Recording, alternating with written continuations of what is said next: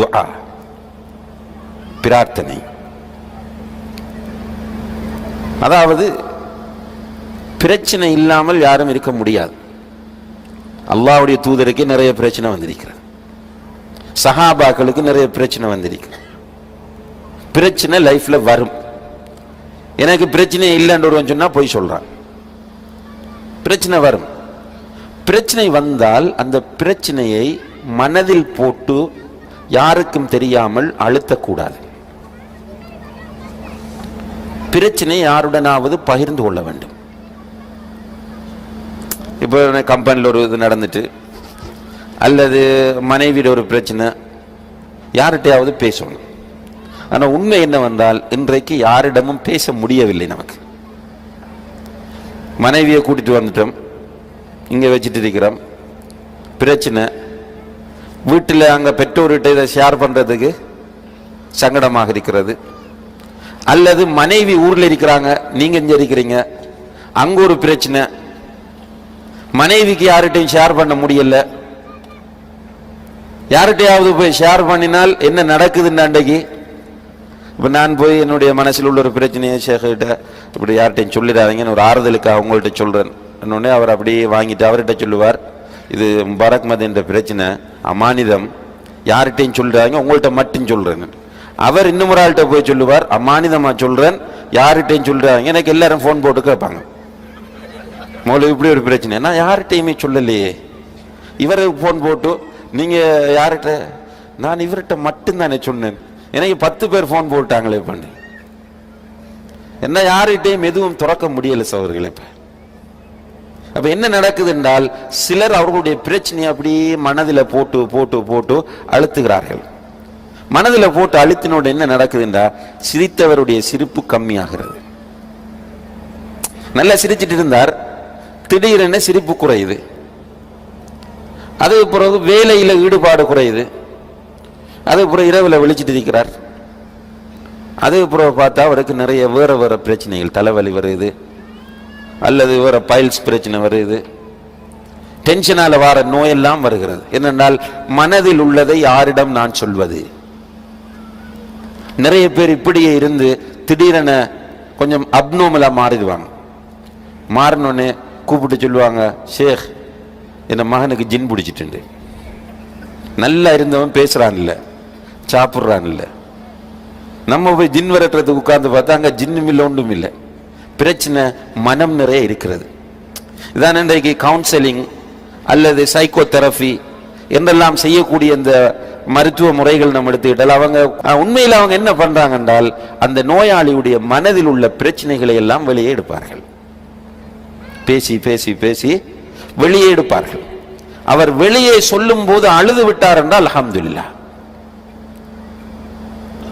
அவருடைய பாரம் அப்படியே குறையும். இஸ்லாம் எவ்வளவு சிம்பிளான ஒரு வழியை சொல்லி தருது. என்ன வழி? துஆ. உன்னுடைய மனதில் உள்ள அவ்வளவு பிரச்சனையும் யார்கிட்ட கொண்டு கொடு? உன்னை படைத்து உனக்கு ரிஸ்கை தந்து உன்னை நிர்வகித்துக் கொண்டிருக்கக்கூடிய உன்னுடைய ரப்பிடம் போய் ஒப்படை. இந்த உலகத்தில் எந்த ஒரு மனிதனிடமும் நீங்கள் திரும்ப திரும்ப கேட்டு போனால் அழுத்து விடுவான். அது எவ்வளவு பெரிய நண்பனாக இருக்கலாம்.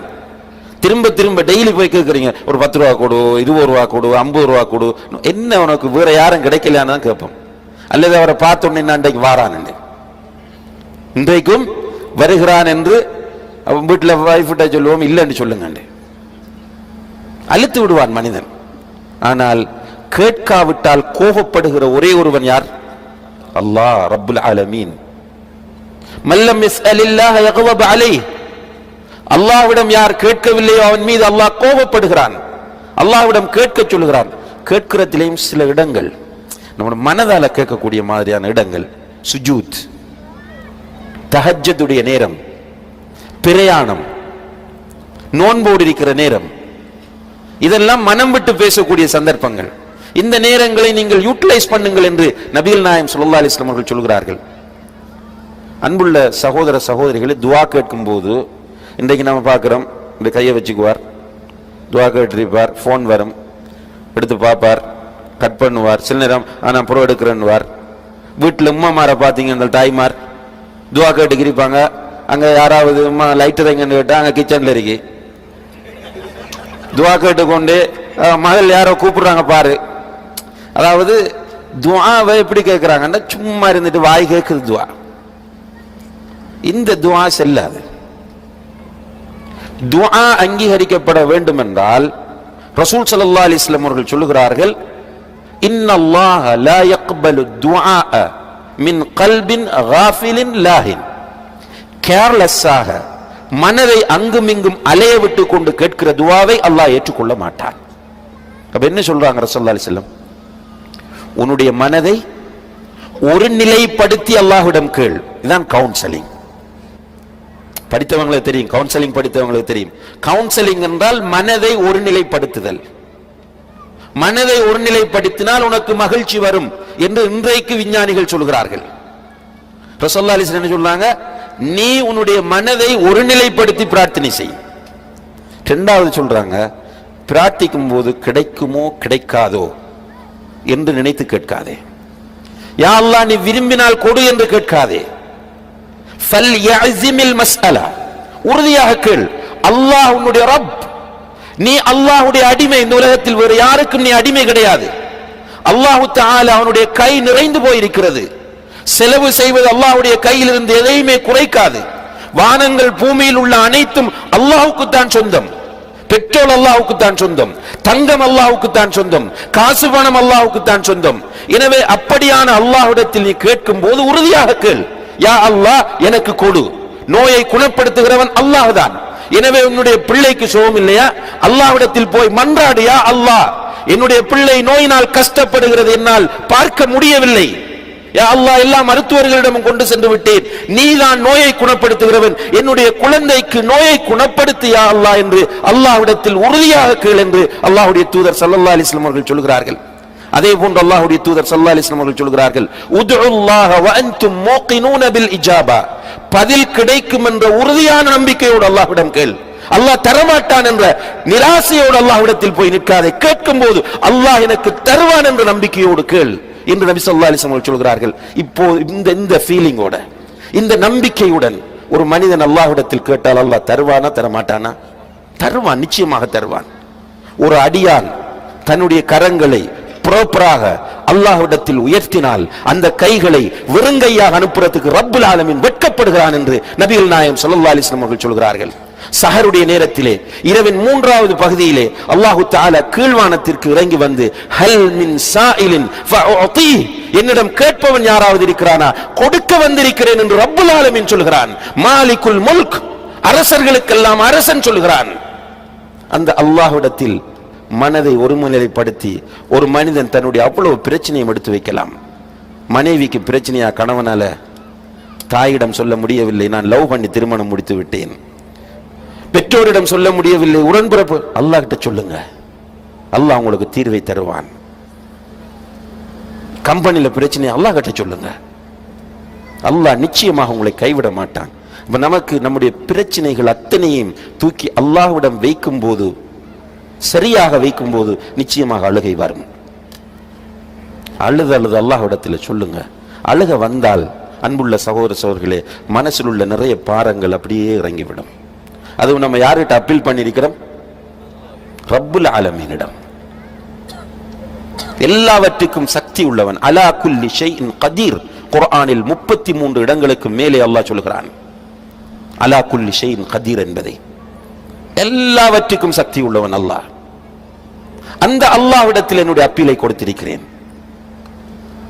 இத நினைக்கும் போதே மனதுக்கு பெரிய ஒரு ரிலாக்ஸ் வரும். அப்ப துஆ உண்மையிலே ஒரு மனிதன் மகிழ்ச்சியாக வாழ்வதற்குரிய மிகப்பெரிய வழியாக இருக்கிறது. அதே போன்று அன்புள்ள சகோதர சகோதரிகள், இந்த துஆவில் ரசூலுல்லாஹி அலைஹி வஸல்லம் சில துஆக்கள் நமக்கு ஸ்பெசிஃபிக்காக கற்றுத்தருகிறார்கள். கொஞ்சம் மனசுக்கு நார்மலாக டென்ஷனாக இருக்கா, கொஞ்சம் கவலை மாதிரி இருக்கா மனசுக்கு, கம்பெனியில் ஒரு இன்சிடென்ட், அல்லது ரூமில் ஒரு ரூம்மேட்டோட ஒரு சின்ன பிரச்சனை, அல்லது ஃப்ளாட்டில் பக்கத்து வீட்டோட ஒரு பிரச்சனை, மனசுக்கு கொஞ்சம் சங்கடமாக இருக்கா, யா ஹய்யு யா கய்யூம் பிரஹ்மதிக அஸ்தகீஸ். சிம்பிள் பாடமாகிக் கொள்ளுங்க. யா ஹய்யு யா கய்யூம் பிரஹ்மதிக அஸ்தகீஸ். யா ஹை, உயிரோடு இருப்பவனே, யா கையூம், தன்னுடைய தேவைகளை தானே நிறைவேற்றிக் கொள்ளக்கூடியவனே, பி ரஹ்மத்திக அஸ்தகீஸ், உன்னுடைய அன்பை கொண்டு உன்னிடம் நான் உதவி தேடுகிறேன். இதை திரும்ப திரும்ப சொல்லும் போது மனசுக்கு ரிலாக்ஸ் வரும் இன்ஷா அல்லாஹ். இது ரசூலுல்லாஹி அலைஹி வஸல்லம் சொன்னது. ரசூலுல்லாஹி அலைஹி வஸல்லம் அவர்கள் வஹீயின் அடிப்படையில் தான் பேசுவார்கள். வமா யன்திகு அனில் ஹவா இன் ஹுவ இல்லா வஹீன் யூஹா. ரசூலுல்லாஹி அலைஹி வஸல்லம் பேசுறது வஹீயாகத்தான் இருக்கும். எனவே அவர்கள் வஹீயின் அடிப்படையில் சொன்னது யா ஹய்யு யா கையூம் பிரஹ்மத்திக அஸ்தகீஸ் என்பது.